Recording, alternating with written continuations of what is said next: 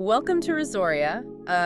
You are in the exact right place if you're, trying to figure out if Secrets Moxché Playa del Carmen is actually worth your vacation budget. Right, and in this video, we're going to cover everything. I mean, the rooms, the dining, the pricing, booking strategies, and just the overall experience. Yeah, and you'll definitely want to stay with us until the very end to find out if, those unique man-made cenote pools and that AAA Five Diamond rating actually justify the luxury price tag. Exactly. Plus, we're going to reveal the #1 booking mistake travelers make with this specific property. Oh yeah, a mistake that could completely wreck your budget, honestly. But hey, before we jump into the resort, drop a quick like on the video and subscribe to the channel. It's honestly the absolute best way to support us so we can, keep delivering these honest, unbiased resort reviews for you. So getting right into it, let's talk location. Right, because the foundation of any resort experience really is the location. And Secrets Moxché sits in a gated community called Corasol, which is right along the Riviera Maya corridor. Which is actually a pretty strategic spot, right? It is, yeah. That specific placement really matters. You're only about, I'd say, a 10-minute drive from the nightlife and the shopping of Playa del Carmen's 5th Avenue. Okay, so close enough to the action, but what about getting there from the airport? Good question. The transfer from Cancun International Airport takes roughly 40 to 50 minutes. Gotcha. And, I mean, that window depends heavily on highway traffic and which terminal you land at. But it keeps you well under that exhausting 2-hour shuttle ride threshold. Oh, for sure. Anything over an hour just feels like you're losing a whole vacation day. Exactly. The timeline of this property is also pretty fascinating to me. It opened its doors in 2022. Right, so very new. Yeah, we are looking at a very new player in a region completely saturated with older legacy resorts. Yeah. And they enforce a strict adults-only policy, so 18 and up. Which totally shifts the vibe. It does. They also market the property explicitly as 2S LGBTQIA+ friendly. And in the hospitality world, that designation goes way beyond just, putting a rainbow flag on a brochure. Oh, absolutely. It translates to active staff training, Right. inclusive booking policies for couples, and just cultivating an environment where all guests feel genuinely welcome and safe. Yeah, and that intentional design extends directly into the outdoor spaces, too. It really does. There are 7 pools on the property, but the architectural standouts are the 3 man-made cenote-style pools. Which are so unique for an all-inclusive. Completely. I mean, natural cenotes are those beautiful limestone sinkholes found all over the Yucatan, and the architects here engineered these pools to mimic that earthy, organic, kind of tucked-away feeling. There's lots of natural elements. Yeah, you have natural rock textures, shaded areas, and lush greenery hanging over the water. It's a deliberate psychological pivot away from those sprawling, unshaded concrete megapools that basically dominate typical all-inclusive resorts. Right. It forces an atmosphere of intimacy. Okay, so that intimate design sounds incredible for ambiance. Yeah. But it instantly triggers my ultimate all-inclusive anxiety. Let me guess, the chair saving. The dreaded chair-saving game, exactly. If these cenote pools are small and tucked away, I'm imagining guests waking up at dawn, throwing a paperback book and a flip-flop on a prime lounger, and just disappearing for 4 hours. Are people setting 6 a.m. alarms just to secure a spot? Well, guest feedback data points to a situation entirely driven by the resort's occupancy rate. Okay, that makes sense. So during peak travel seasons, when the hotel is completely full, those front row cenote spots are heavily contested. They're usually claimed by 9:00 a.m. Oh, okay. But when the resort is operating at roughly 65% capacity, which happens often during shoulder seasons, you can stroll up at 9:00 or even 10:00 a.m. and find excellent seating without the stress. So it's not necessarily a bad design. No, the chair shortage isn't a fixed structural flaw. It's a seasonal rhythm you just have to anticipate. Anticipating seasonal rhythms is actually the perfect segue to the beach. Oh, here we go. Yeah, the sand is powder soft and highly walkable, but anyone booking a trip to the Riviera Maya has to face the biological reality of sargassum seaweed. They do. From May to October, changing ocean currents push massive amounts of sargassum onto the entire coastline. It's everywhere. Right. It is a regional phenomenon. It's not a failing of Secrets Moxché. The resort deploys heavy machinery and dedicated crews every single morning to clear the shoreline. But they're fighting the ocean, basically. Exactly. Some days the water is crystal clear.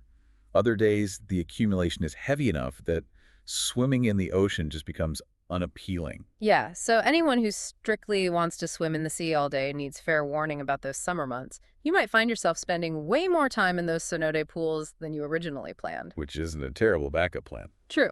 But the pivot away from the beach also highlights the other amenities, right? Like there's the Secret Spa by Pavonia. Which is focused heavily on hydrotherapy circuits and really high-end skincare treatments. Yes. You also have a full gym offering yoga classes. And, well, there's no golf course on the actual property footprint, but the Grand Coyote course, which was designed by Nick Price, is practically next door inside the Corasol community. Right, and El Camaleon is a short drive away, too. Yep. Though travelers looking for a casino will need to look elsewhere. There isn't one on the property. Good to know.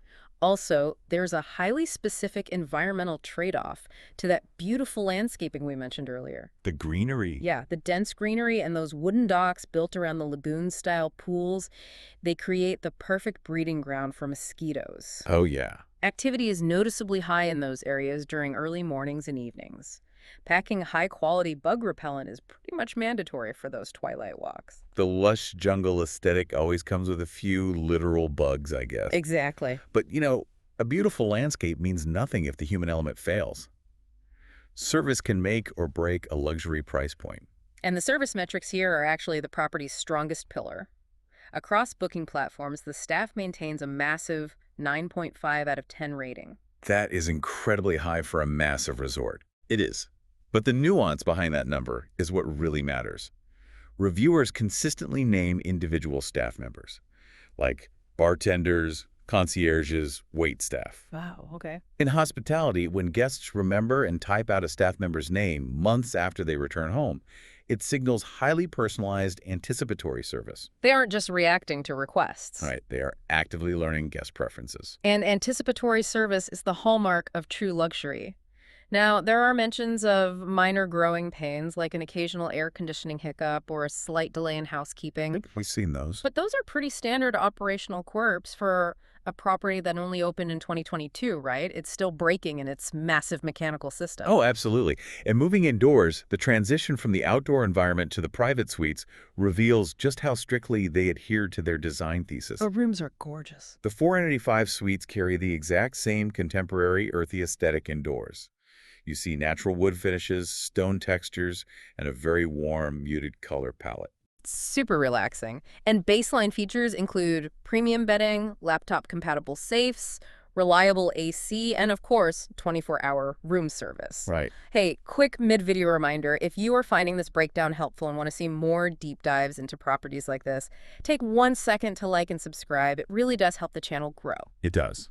So, getting back to the room features, the in-room rolling bar is a brilliant touch. It gives the space the feel of a trendy downtown loft rather than a standard hotel room. It's very cool. But the most shocking technical detail is the Wi-Fi.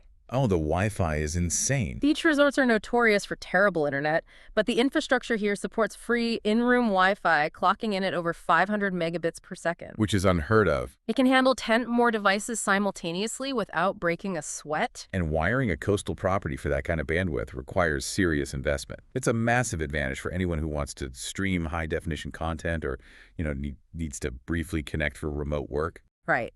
But I think the real decision process for the rooms hinges on what we call the preferred club dilemma. Yes, the VIP tier. Almost every resort has a VIP tier, and here it's called the preferred club. The upgrade promises a better room location, access to a private lounge, daily continental breakfast, afternoon hors d'oeuvres, and upgraded fine liquors. A lot of perks. But my immediate skepticism is whether this is just a standard marketing gimmick to, extract more money from the vacation budget. Well, the psychology of the preferred club at Secrets Moxché is entirely unique because of the inventory breakdown. How so? At most resorts, the VIP club level makes up maybe 10 or 15% of the total rooms. It operates as this exclusive enclave. Right. Here, nearly 50% of the suites are designated as preferred club. Wait. If half the resort is VIP, nobody is actually VIP. It does change the dynamic. It's like buying a fast pass at a theme park only to discover they sold fast passes to half the people in the park. Suddenly, the fast lane is just the regular lane, and the regular lane is the slow lane. That is the exact economic dilemma you're facing. Because it makes up half the inventory, the upgrade is a mainstream choice rather than an elite one. You aren't comparing your standard room to a handful of elusive penthouses.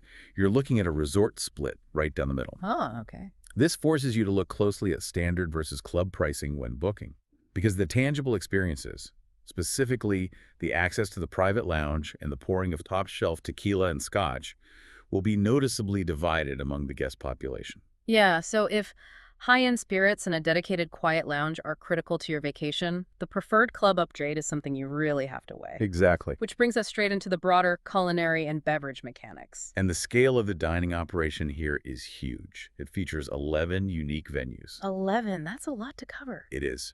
That breakdown includes 7 a la carte restaurants, 1 buffet, a grill, and a cafe. And the cuisine spans Italian, French, Mexican, and Japanese. Oh, and they also feature a Southeast Asian option that includes a dedicated, highly developed plant-based menu. Which is incredibly rare to find executed well in an all-inclusive environment. Completely. And food quality is consistently highlighted as a major strength. One of their on-site restaurants, Bisou, achieved a AAA 4 Diamond designation for 2025. That's a big deal. Earning a 4-diamond rating means inspectors are looking at way more than just the taste of the food. Right. They are evaluating the complexity of the culinary techniques, the precision of the plating, and just the seamlessness of the tableside service. But here is the major logistical hurdle. The official marketing heavily promotes that no reservations are required for any of these dining venues. Yeah, they really push that. It paints this utopian picture where you wander out of your suite at 7:30 p.m. and effortlessly sit down to a 4-diamond meal. Well, the mechanics of a busy kitchen tell a very different story. I figured. During low occupancy periods, the reservation-free system functions beautifully. But during peak weeks, the reality of 400 people all deciding they want Italian food at 7:30 p.m. creates a massive bottleneck. Of course it does. Guests frequently report arriving at a restaurant, only to be handed a buzzer with a 45-minute to an hour-long wait time. Yikes. So the irony of the no reservation policy is that it can actually make it harder to eat strictly on your own schedule. Exactly. You lose the ability to guarantee a table at a specific time.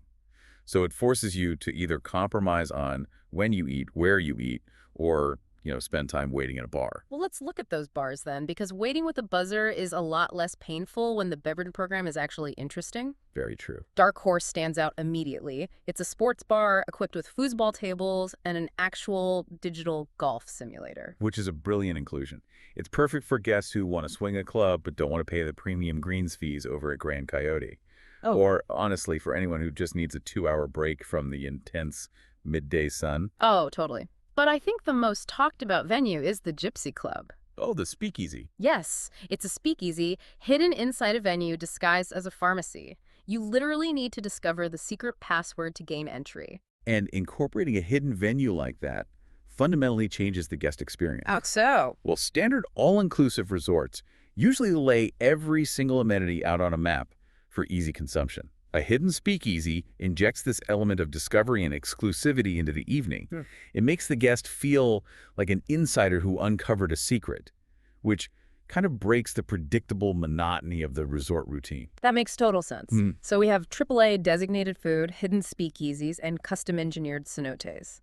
That level of curation sets up the most critical part of this breakdown: pricing and booking. Right. For a standard room during a typical season, rates start around $380 per night. Okay, $380. But it's vital to frame value before reacting to that price tag. Yeah. This operates firmly in the luxury tier. You are not paying for a basic budget beach break. Definitely not. You're funding complex architectural design, premium dining ingredients, and the staff-to-guest ratio required for 5-diamond service. And that $380 starting point is highly volatile, right?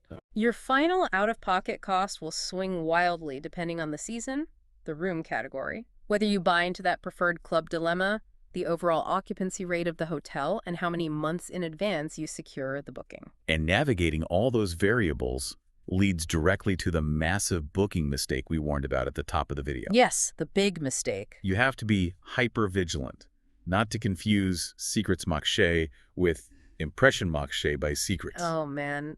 The names are dangerously similar, and they sit on the exact same plot of land. They share the property footprint, but an invisible operational firewall separates them. Right. Impression Moxché is a distinct, much more expensive, higher-tier sister property. It operates with its own private reception, provides dedicated butler service to every room, and features exclusive rooftop restaurants and pools that standard Secrets Moxché guests are physically barred from entering. Wow. Okay, so if you accidentally book Impression thinking it is Secrets, your vacation budget will double or triple instantly. And on the flip side, If you book Secrets, expecting the dedicated butler service you saw in a review for impression, the disappointment will ruin the trip. It's a huge issue. Understanding that distinction is critical. We highly recommend using Expedia as a travel planning tool to safely navigate the booking process. Right, you don't have to ultimately purchase your trip there, but the platform's interface is incredibly powerful for research. Yeah, it allows you to compare live prices side by side. You can easily toggle between the standard rates and the preferred club rates to calculate the exact daily premium for your specific dates. And it clearly outlines availability, the fine print on refundable rates, and the specific cancellation policies. Exactly. You can also use it to build and price out full vacation packages. You can instantly see how the total cost shifts if you bundle the room with flights from the United States, Canada, or Europe, along with your airport transfers and rental cars. It just gives you the complete financial picture before you ever type in a credit card number. Which is so important. So compiling the high price point, the luxury amenities, and the operational quirks brings us to the decision framework, the final verdict. The most undeniable strengths of Secrets Moxché are these stunning, psychologically intimate cenote-style pools. Yes. The top-tier culinary program anchored by that AAA designation, and the highly personalized service where staff actively learn your preferences. But the trade-offs require equal attention. You have to accept the seasonal reality of sargassum seaweed from May to October. Right. You must be prepared to navigate dining wait times during peak hours because of that no reservation bottleneck we talked about. And you have to tolerate the occasional maintenance hiccup as a newer property fully settles into its infrastructure. So who is this for? This resort is practically tailor-made for couples and adult groups seeking a highly aesthetic, design-forward environment. Okay. If you appreciate modern, earthy architecture and want a refined atmosphere with easy access to Playa del Carmen's nightlife without having to actually sleep in the middle of the noise, this property hits every mark. Love that. But families are immediately disqualified by the strict 18 and over policy. Obviously. And anyone hypersensitive to seaweed might want to reconsider their Riviera Maya entirely during the summer months and maybe look toward the Pacific coast. Good point. Also, travelers who demand the flawless, perfectly smoothed out operations of a legacy property that's been running for 20 years might find this 2022 build a bit too fresh. So does the experience justify the $380 plus luxury price point? What do you think? Yes, provided you're a traveler who actively prioritizes modern aesthetic design and culinary variety over standard resort offerings. Makes sense. If your vacation goal is simply a lounger, a basic buffet, and strong sunshine, you can spend significantly less money elsewhere and be perfectly happy.